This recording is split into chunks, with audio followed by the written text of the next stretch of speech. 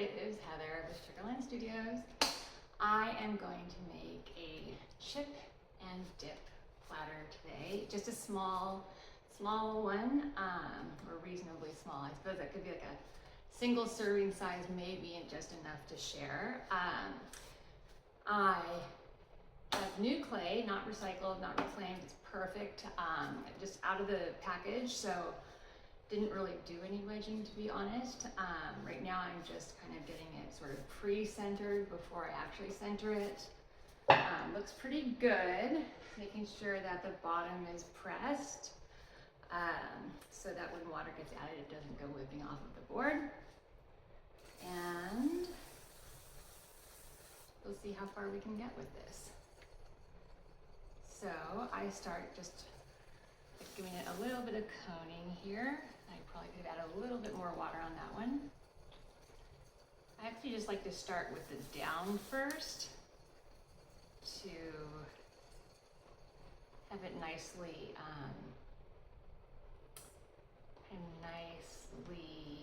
adhering to the board. And then I do that, but then there's no need to panic.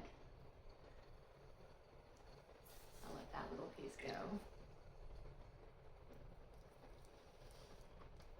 And then I'll center it with my hands here.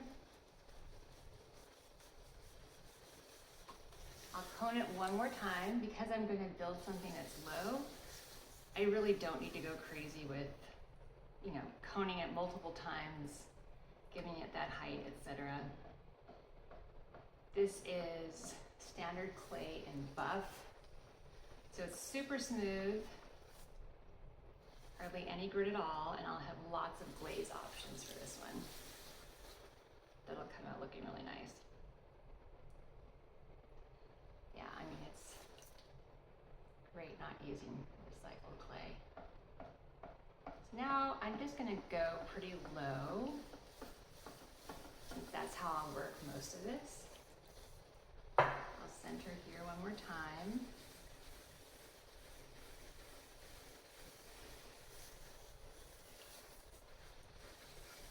And I'm really just getting a feel through my hands of the movement of the clay, which is pretty good. I'm gonna go a little flatter here.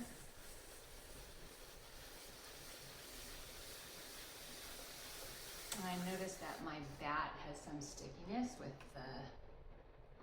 I shouldn't say stickiness, it's got a little bit of a wobble to it.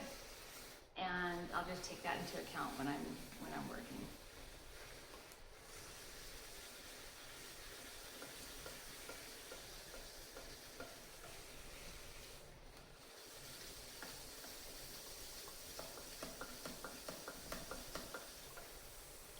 All right, so now I am going to go down a little bit further.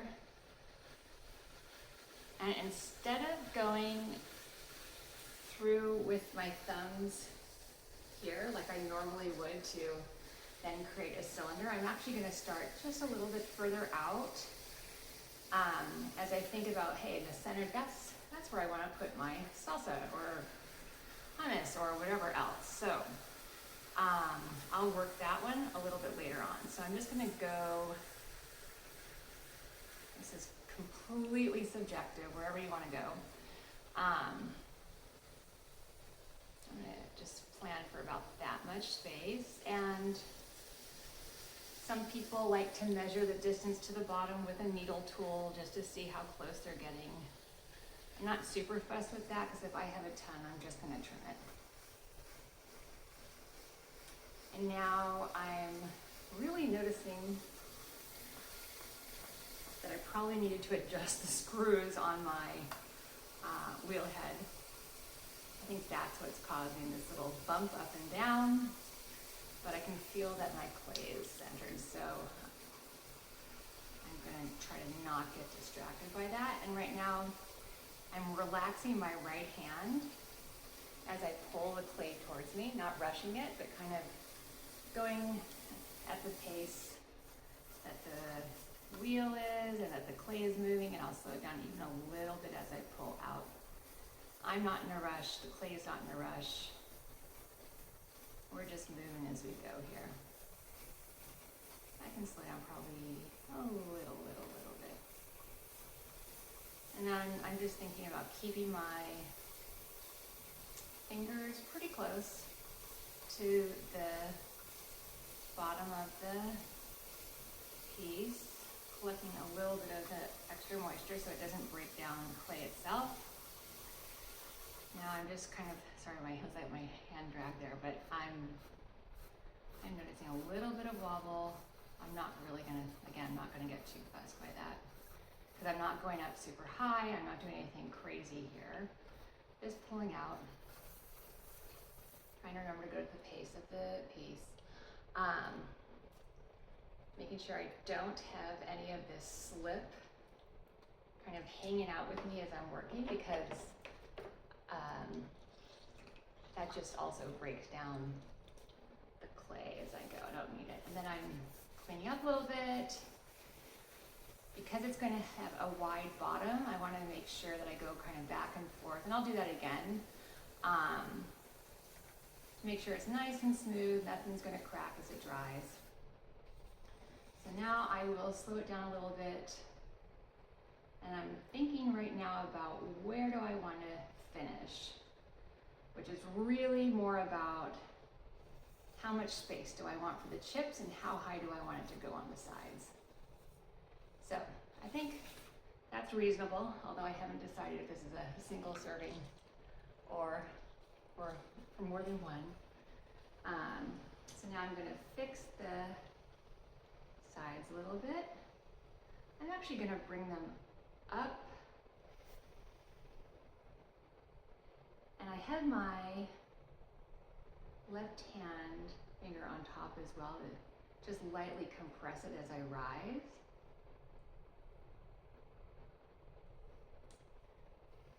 One more time.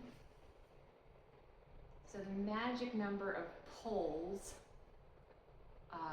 for clay pieces is 3, and I think for a long time I would do it in maybe 10. So yeah, keep your expectations low as you're getting started. Just have fun with it, and if it takes you multiple times to go up, that's all good. And if you lose a lot of clay along the way, that's all good too. All right, so I'm gonna go one more time, because I feel on the outside especially, I have plenty more clay to use. So I'm gonna pull up, and then I'm ultimately going to round it out, because I have plenty of clay. So I'm using my right hand, which then my right fingers communicate with my left fingers, which are on the inside, as I raise. And I don't want anything too high either, though. I don't need like a kingdom with a fortress here for this. It's pretty even. There's a little bit of wobble, but that's just because there's a screw loose here. And now, I am going to get rid of any clay that is kind of showing some weakness here. So anything that's kind of appearing like slip.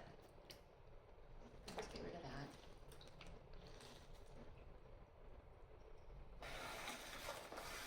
Which isn't too bad at all. And this is also not too thin, so there's plenty of shaping that I can do with it. As I pull out and shape it, it's going to go with me just fine.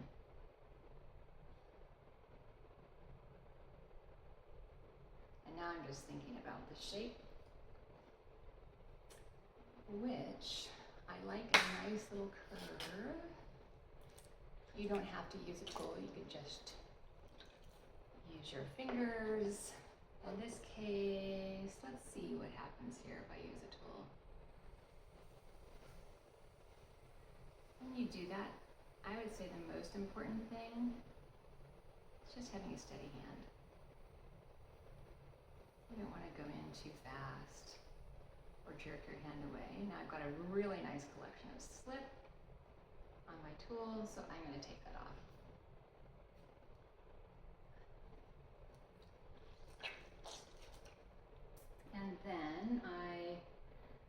of see, I still have, I have a decent amount, especially towards the top, but I'm actually really liking the shape that this is in, so I don't want to do too much more to it. Other than I can bring it, although at the same time I have to consider if I bring it out a little wider, it will hold more chips. So I'll do that probably just a little bit. Just a little bit more. Yeah, and it's thinning out nicely at the top.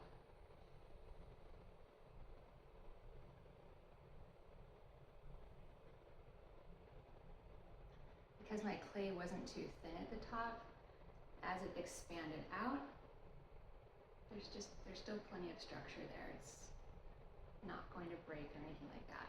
All right, so now I'm pretty comfortable with that. I'll do a little bit more cleanup later, but now I want to do the middle. And this is where I have to think about how much salsa do I want for the amount of chips that I have in this bowl. And this is where we go into the traditional, I always use two thumbs. It's they go down and communicate with each other. Everyone has their own preference. Because it's so small, you can absolutely use one finger here. What I don't want to do is go lower than the base that I have the chip bowl itself, the kind of this interior of the chip bowl. So I'm pretty comfortable with that. And now I'm going to open it up. And right here, I just have two fingers touching it. One, my right hand, which is bringing it to me, and then the other meeting it on the outside. So I pretty much always have communication between both of my hands. I think I'm going actually just a little bit too slow for me. There we go. There we go. And again, how much salsa do I want? The one thing I will say is you're building your own. Highly recommend not going higher with the salsa portion. And that's really simply because when you turn it over to trim the bottom, you don't really want that center part sticking up higher than the outside edges.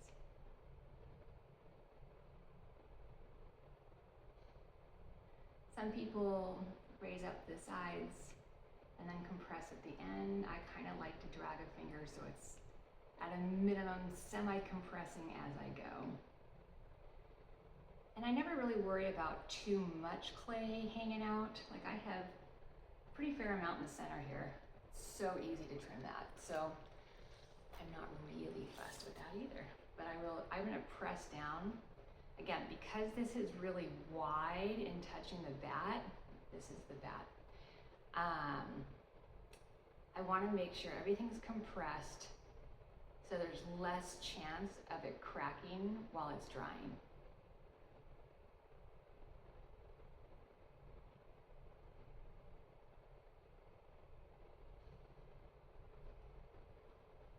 I'll take out a little bit of moisture here, just making sure everything's pretty good. And I would advise not letting clay just go along for the ride because it will actually, that weight will kind of shift the movement and kind of, it can make your pieces off center. And if anything's funky at the top here, like I can kind of see some funkiness, that's where I think trimming comes in just to fix that kind of stuff. And now I am fussing to make sure everything's just even. There's not one layer here that's thicker than another, that it just goes nicely up. That's it. And then in terms of compressing at the end, I do just like to do that with a sponge.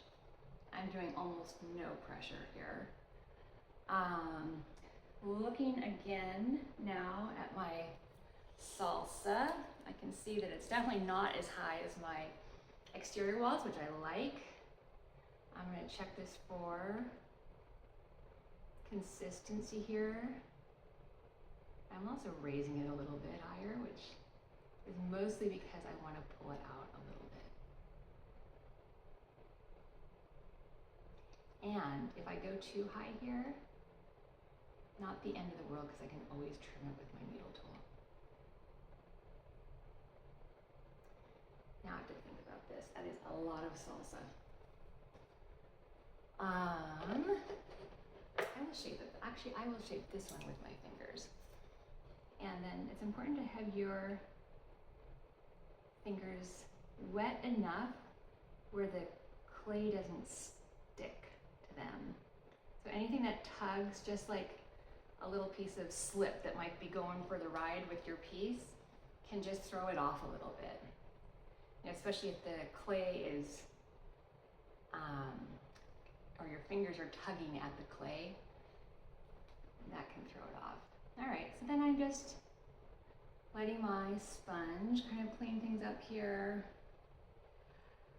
You can use tools, you can use your sponge to make sure that the clay here is compressed. I mean, it's as simple as just going back and forth. And again, for me, I'm also thinking about the thickness, like, and actually it's pretty darn decent. In general, in terms of making things feel consistent, having that consistency in clay, I like to make sure that I've got perhaps 2 or 3 revolutions here, so that I feel comfortable that the clay has had enough time with my finger to be compressed nicely. This one I think is pretty good because I used the sponge there for a while. Not bad at all. Yeah, pretty easy if you just go with it and then see what happens, right? All right, so now I've squeezed out the water. I'm going around, just gently taking off any excess water. And same thing here. And as you can see, I just bumped that with my sponge, which it's not particularly happy about that, but it didn't really throw it off. And if it does, you can always just fix it with a little adjustment of pressure. And here, again, holding my hand and fingers really still to do that. And now I will take off just a little bit of clay that I have at the bottom here. And the reason that I do that is just to speed up the drying process a little bit. So it wasn't that much here that I had left over, which I'm pretty happy about.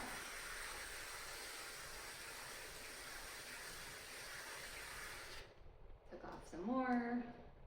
I don't want to go I don't want to trim too much while the clay is that wet, because I want there to be enough support at the bottom where it's comfortable to dry. It doesn't kind of just flop over because it doesn't have enough support. So here, I'll just clean this off. And then there's a couple ways to approach this. I always leave these on my bat to dry, and then as it gets even drier, I might just trim a little bit more away. Yes, the bottom, if I don't like something here in terms of the thickness, or if I want to add a design, some texture, something like that, then I will do that as it's dried a little bit. Ultimately, yes, I could remove this from the bat, but I've had really good luck with just trimming on the sides here, being comfortable with the space that I have up top, and letting it actually dry completely, so you just slide it off the bat and it's done. So that is my preferred way, whereas if I was going to actually, this is not the right one, but if I was going to take the wire and trim it off, it's actually pulling it a little bit, which can alter the perfect circle of it. If you're going for that, go for it. Some people use these swivel wires and go across, you know, in different ways to get the design on the bottom. Yes, you can do that. For me, it's nice and simple. I'll just leave it on the bat, it'll dry, and then it will go in the kiln. So that is a chip and dip bowl.